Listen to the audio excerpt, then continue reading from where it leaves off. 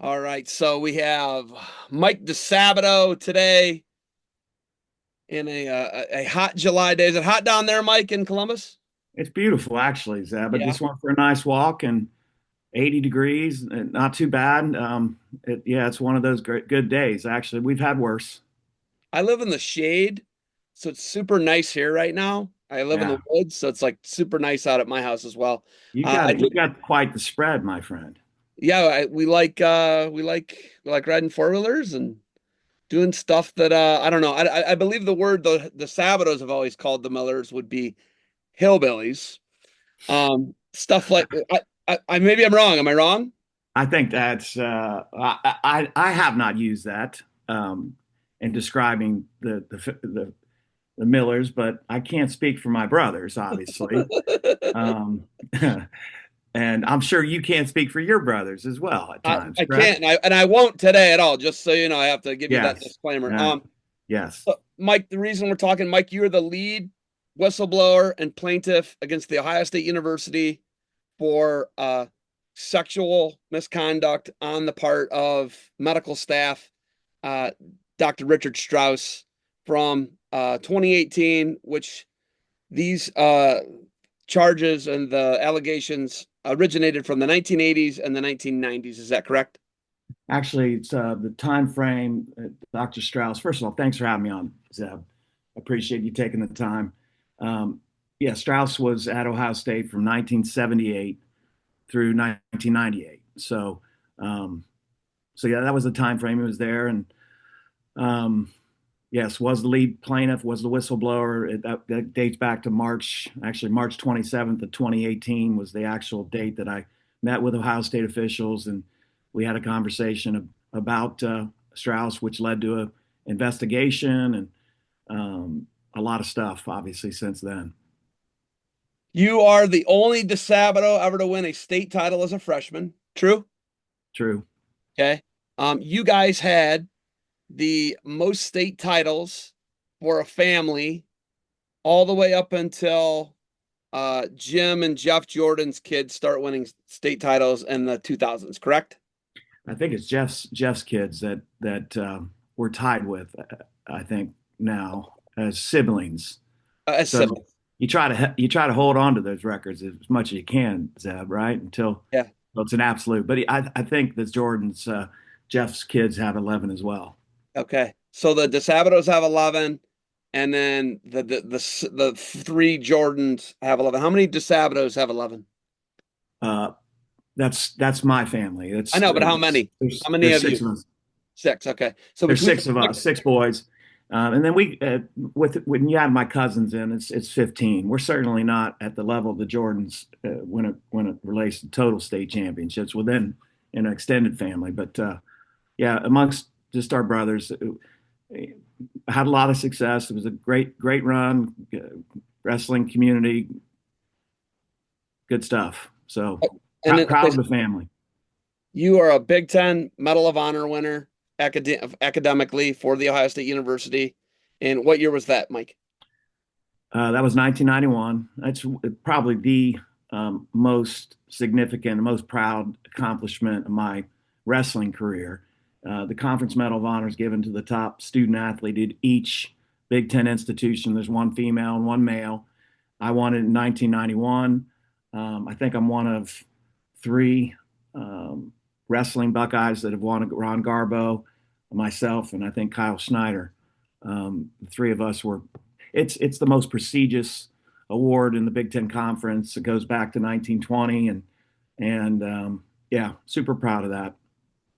I will say this, no matter what differences we have or what people have done in their lives, obviously two names that have come up already, Jim Jordan and Kyle Snyder, whatever, right? Um, you can never take those honors away from people. No matter what Mike has done in his life, Mike DeSabato has done in his life, you're always going to be a Big Ten Medal of Honor award recipient. And obviously, that's something to be proud of. Obviously, we talk about controversial people, we talk about people who we disagree with, but at the same time, they've won the accolades and the awards and they earn those things. Hey, man, I mean, human beings are complex. Humans are complex mammals, right?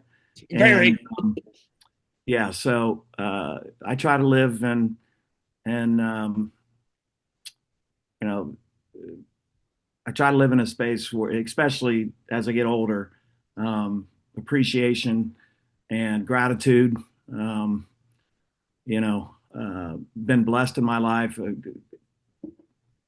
great family coming from, my mom and dad were two great folks who helped create a legacy that, I think they've 27, no, 22 or 23 grandchildren, now great grandchildren, and, brothers and sisters and friends and family and teammates.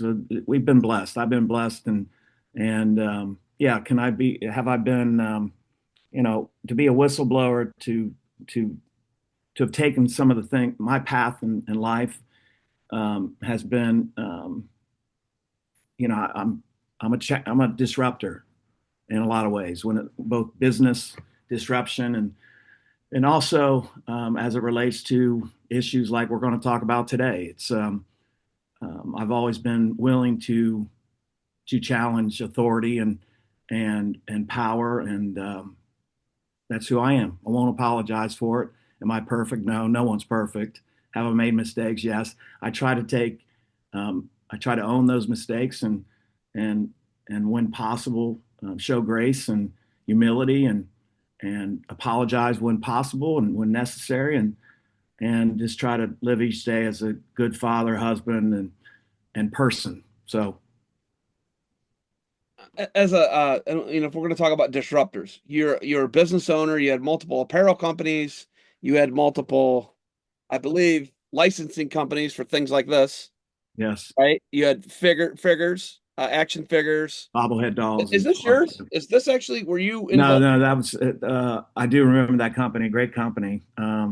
That was not mine. I didn't do the novelty company that I had, the apparel company, was Silver Knight Sales and Marketing. That was founded in 2001, and that was a 6 year run, 2001 to 2006. And during that time frame, we were the first NIL brand. We did NIL before NIL. I had Archie Griffin, Eddie George, Chris Spielman, AJ Hawk, the top 15 to 20 former players. We were the first company to pay Archie Griffin a royalty on his jersey. Back then, that was, the position at the university back then was that, the number 45 jersey was their jersey. They were the only ones that should benefit from that. And we were able to negotiate with the university and with Archie to include him on the royalty structure, which mimicked what the business relationship that the PA has with the NFL, the NFLPA. And we did significant business with former players. We really set a model. It was called Legends of the Shoe at the time. We set the model for NIL, and um, you know, fast forward 20 years, and here we are, NIL.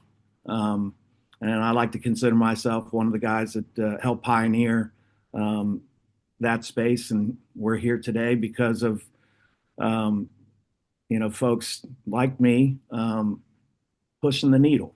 Um, so yeah, the NIL space it was a great run. I worked with Archie and Eddie and lasting relationships, and enjoyed the time. And actually, it led to the MMA business, um, because of the same model of working with players and using their NIL is what we did with mixed martial arts athletes like Daniel Cormier and BJ Penn and many others. So That led to MMA Authentics. That led to the Cage Fighter. Cage Fighter was the gear brand, and then you had a couple offshoots of that as well. And then you were in the wrestling space for a while with gear. And then when was the last Cage Fighter item sold under Mike DiSabato? oh, 16, 15, it, yeah, 14, 15 maybe. 15. Okay. Somewhere in the mids there. Um, yeah, I know I started a company called Perfectus Group in 2016. That was an NIL company. Yeah, it's probably 14 or 15 on the cage fighter side. This guy ever wear a Cage Fighter? My man. My man. college He did. teammate. He absolutely did. You were a cage Um, fighter.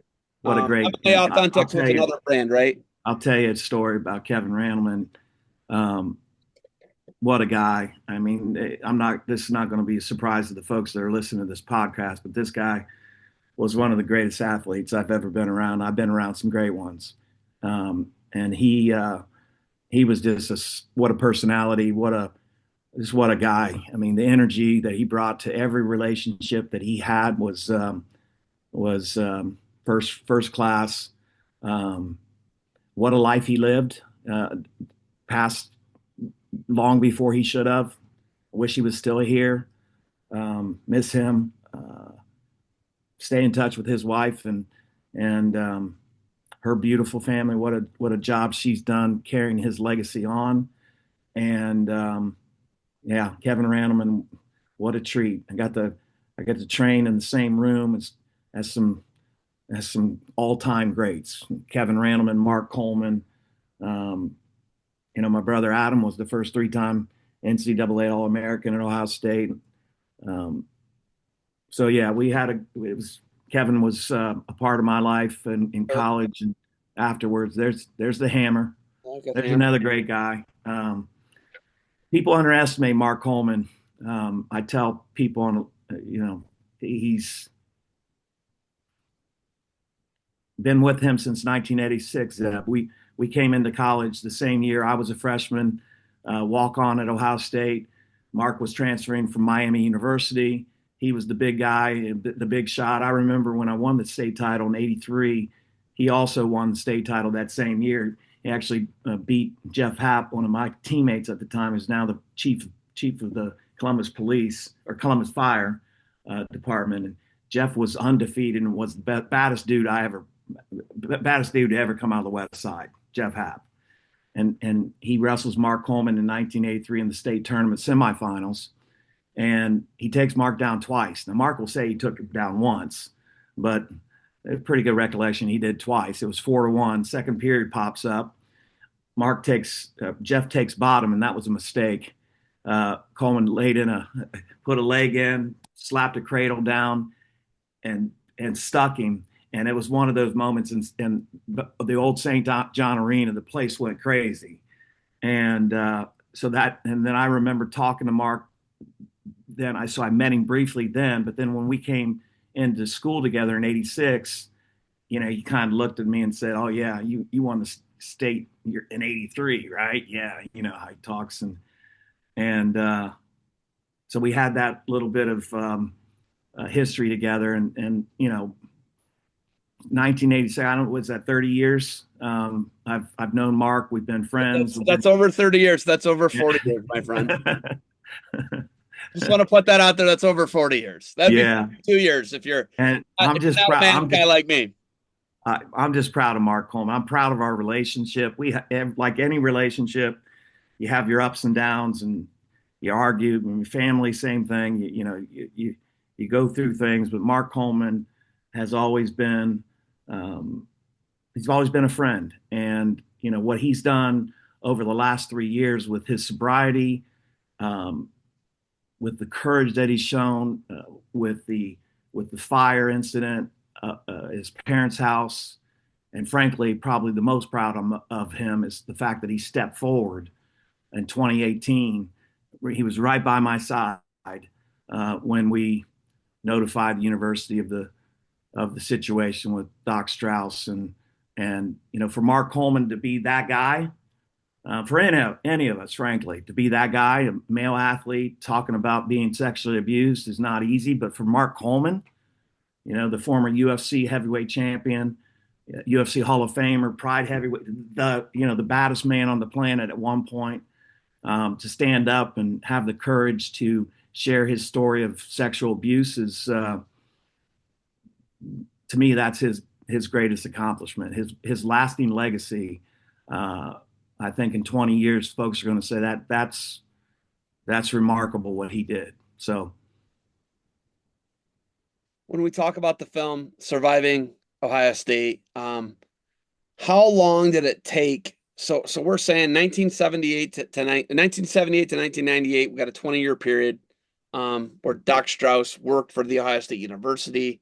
Um, how long did it take to secure funding? How long did it take for you to talk about it after your wrestling career is over in the early 90s? Yeah. How long did it take for you guys to be believed en masse, right? With a large Hmm. group of people. How long did it take to really get the wheels turning against the Hmm. Ohio State University? And I think this is Doc Strauss is dead at this Yeah. point when anyone even starts to bring it up, Yeah. Yeah. talk about it, share the same story over and over as you keep hearing in the video. But it's a different day and age then, right? There's Mhm. no cell phones, there's no really recording devices. Nobody has real any evidence of it, right? There's no actual video evidence of it. It's all that they said, Mike said, Will Knight said, Dan Ritchie said, right? Mike Schick Yeah. said. Yeah. Essentially, that's what we have with this. And then, oddly enough, that lining up with this is hundreds, if not thousands, of other people who've had a similar experience. Correct? Yeah. Well, let me give you a timeline. But before I give you the timeline, let me say that yes, this is 1978 to 1998, and we weren't talking about sexual abuse during that time. Um, there was, like you said, the technology was different. I will say there's testimony, obviously, but there's multiple documents, a slew of documents that lock in the university as it relates to folks coming forward, young men coming forward and saying this was happening. So there's documentation. It's not just, you know, my testimonial.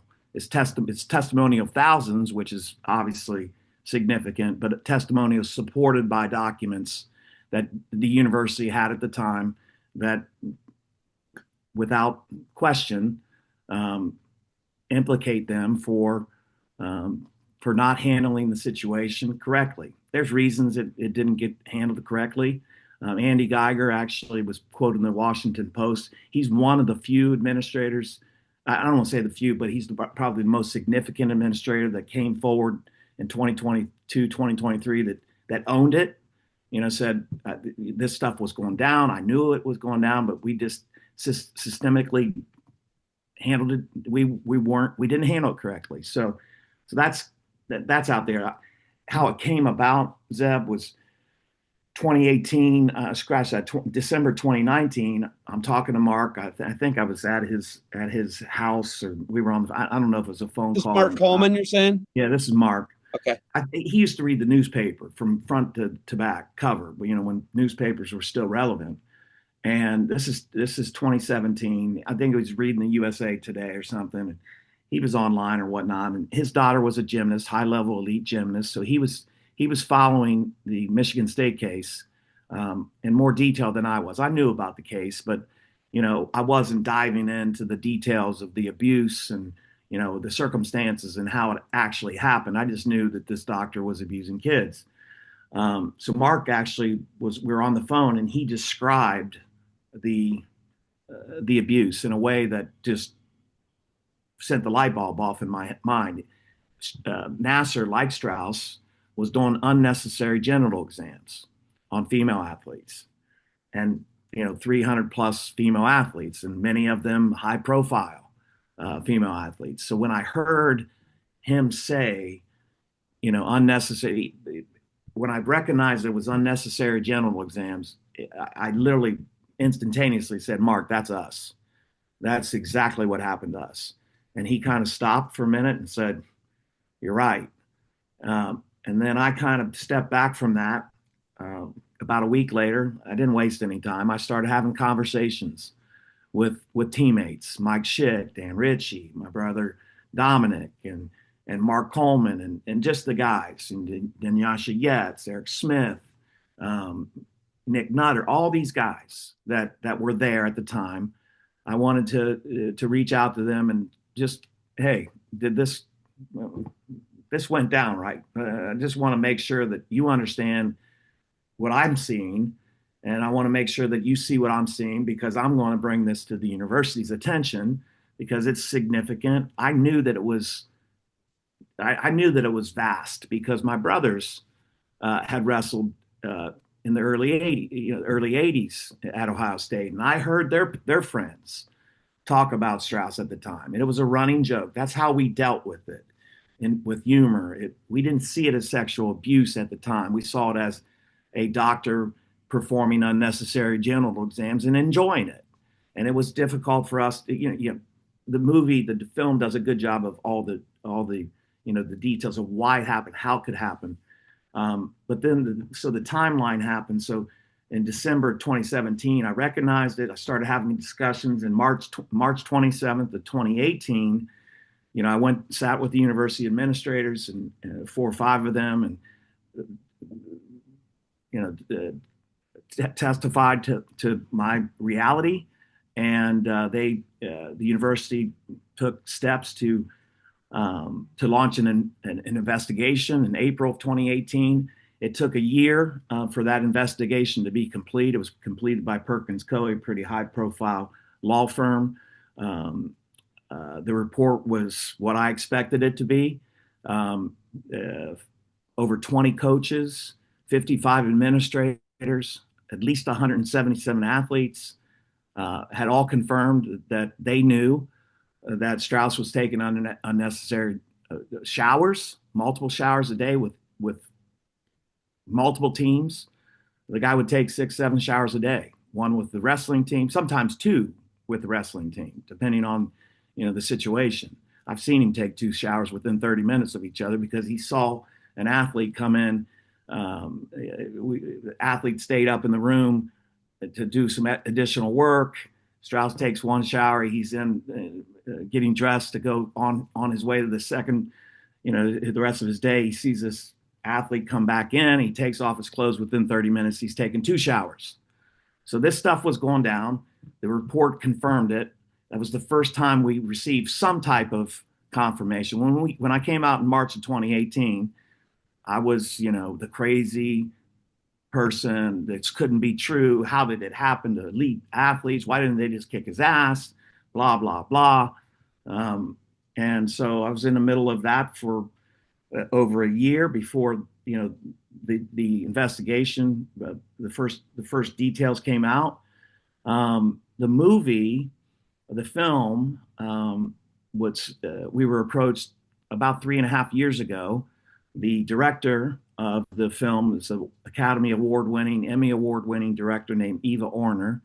She's done, significant work. One of her major projects was called Bikram, about the founder of Bikram Yoga, who was using his platform to sexually abuse women in his business. You can imagine the access that he had and the influence and power that he had. She did a wonderful job with that, and she spent 3.5 years talking to hundreds of athletes, hundreds of teammates, survivors from multiple sports. 15 plus sports are in this lawsuit and in this case. And the film speaks for itself. It debuted at Tribeca Film Festival on June 9th. I've never been more proud to be on a team of athletes, of guys, and 9 of us appeared in the film. These guys are superheroes, Zeb, to get up and talk to the world and tell the world their deepest, darkest secrets in a way that empowers others to have a voice is, I'll never be more proud of anything I've done in my career. Mike, the question I had, so 2018, the long and the short, you and Coleman had a conversation prior to 2018. The third-party investigation and report is done in and around 2017, 2018. Is that correct? No. So we came forward March of 2018. Okay. The report was commissioned in April, a month later, in Okay. April 2018.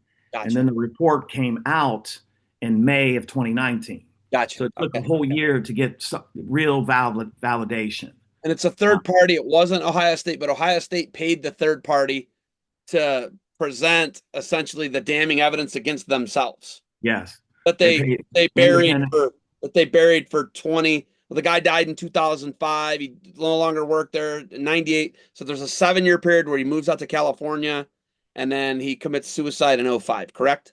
Yes. Okay. So there's a 7 year period. And if you watch the news anchor who's doing the reporting, she's like, yeah, this guy, you couldn't really find anything about him in your Mm-hmm. guys' film. Mm-hmm. It was almost like he was a ghost, right? Mm-hmm. And that Mm-hmm. was obviously not an accident.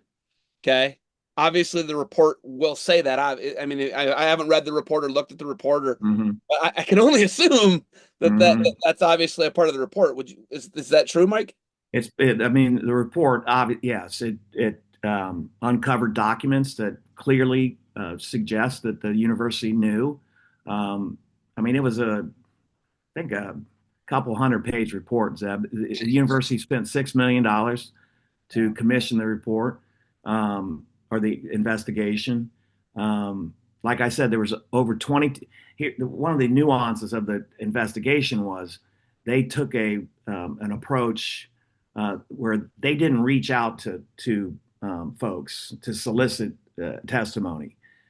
In order, all the testimony that was garnered was from folks calling in to Perkins Coie to give their testimony, which again, there's still significant response, but it wasn't like they were going out and having, digging holes and saying, and really, um, so that's a piece of it. But the report was overwhelming. I mean, it was document after document suggesting that everyone knew. And just let's step outside the report. Everyone knew, Zeb. And when I say everyone knew, it's this. Doc Strauss was performing unnecessary genital exams on male athletes in multiple sports for over 20 years, and everyone knew that he was performing unnecessary genital exams. And there's not any debate on that. He was doing it. Everyone talked about it. It was in the locker room. It was the investigation suggested it's there. You got to own it. That's part of what this process is if you want to move forward, you got to own, where you're at in order to have progress. It's also no debate. There's no debate. He had a locker and multiple male locker rooms, and was taking showers, unnecessary showers, with male athletes in multiple sports every day. He would go from our locker room, taking a shower with the wrestlers, to the gymnastics locker room, taking showers with the gymnasts, taking showers with the soccer players. One of the soccer players, a good friend of mine, told me that he used to pull up a chair and sit the chair, directly looking into the shower. And his explanation was, like he said on many occasions to us, I'm being thorough. I want to make sure you guys don't have, skin rashes or something that would keep you out. It was just, it was the kind of behavior that when you look at it now, you're like, how the hell was this okay to happen? The guy had, back then, Zeb, we trusted doctors and lawyers. That you put a logo that says Ohio State University medical doctor on your lapel, and you've got a lot of power. This guy was one of the foremost authorities on anabolic steroids. He wasn't just an Ohio State attorney; he was also a USA Wrestling doctor who traveled with USA Wrestling athletes across the country and across the world. So this guy had, he was Dr. Richard Strauss. He was esteemed. He wrote journals. He wrote, I know at one point, he testified in 1988 about Ben Johnson, Carl Lewis. He's right in the middle of it. He was the expert. He wrote, he did it. He did multiple studies, published multiple studies on steroids and athletes, and bizarre type stuff as well. He was the first doctor to perform a study on steroids and the effect of steroids on testicle size. The university sponsored this. I can't make this up. This guy had a group of athletes that were taking steroids and a group of athletes who weren't, and he was measuring their testicle sizes to publish a journal, an academic Research. It was research. It was research. research. But again, here's another example of a guy using his title to perform genital exams, many of which were not necessary, most of which, So, 99% of which weren't necessary. so Mike, here's my question. My Yeah. question for you is, how do the Robert Andersons, the Larry Nassers, the Richard Strausses, so these are three medical professionals, and then if Hmm. you look at Jerry Sandusky, he's a coach, right? Yeah. How Yeah. do they exist so well in plain sight? How are Yeah. they Well, able to let their abuse spans decades, let right? me, How is so you're very very well versed in this. You've got the report. You were a victim of Doc Strauss. I'm guessing, Mark Coleman, like as you said, Mark Coleman started looking at what was happening with those other cases. The Nasser case was the one that kind mhm. of brought you guys back into Yeah. the fold. Yeah. Nasser was doing this to teenage gymnastics girls. Hmm. Many of the time, much of the time with their parents present at exams, correct? I, I don't, yes, That I've was, I heard, know that that's again, the thing that happened. I'm told, and again, I didn't dig through all the data or, Yeah. do a lot of, but there was, I believe, reports of, of parent, at least one parent in a room with Nasser and the daughter where he performed a genital exam, and the parents didn't realize that it was not necessary. One of the things I think that you'll see in the film that I think is telling, and Mark says this, is, Mark says, he comes from Fremont, Ohio. I mean, small community, we weren't exposed to the Ohio State University. I grew up on the west side of Columbus, Zeb. We weren't, it's nine of us. It was a different time as well. And Mark said what I say as well. I mean, we didn't know what was wrong. The doc says you got to do a general exam. That's what they do at the Ohio State University. That's what, in order to, that didn't happen in high school. Scratch that. It did happen in high school to me. Actually, he performed what at that time was doing body fat exams. Bishop Reedy at the time had won the state tournament, record-setting state tournament in 1982. So in 1983, when I was a freshman at Bishop Reedy, he came in and did body fat exams, and we were always new, no clothes, undress, pinch your sides, pinch this, pinch that, do a genital exam. I was talking to a friend last night. What is body fat? How do you really measure body fat? By pinching someone's side. Yeah, okay, that's like a old, not You know what I'm saying? I now you throw it got to out there. dunk people, you dunk them, and it's the dunk. No, you don't do anything with that. That's like old. It's kind of but I throw it out there because okay, here's this technique, or it's doctors are performing the study, but Doc Strauss did it with 14-year-olds that were completely nude, and did a general exam with the body fat test. So that was the first time I experienced it. Um, but again, go back to Mark. We didn't know that. We knew it was uncomfortable, and this dude was, it wasn't cool. But again, if they tell you this is the guy you got to get um, your physical with, you've got to go to every time you have an injury. Every time we had an injury, whether it was an ankle, shoulder, he wanted to do a general exam. And here's what's crazy, Zeb. You saw it in the MSU case. The testimony of those young girls was the exact same testimony as us. I mean, you put them next to each other, it's like, holy shit, the same thing. Now, you say, how does it happen within the sports community? Let's take that out to broader communities. How did it happen in the Catholic Church for so long? How did it happen in the Boy Scouts for so long? How does it happen in the human race for so long? This is not just a, American institutional issue.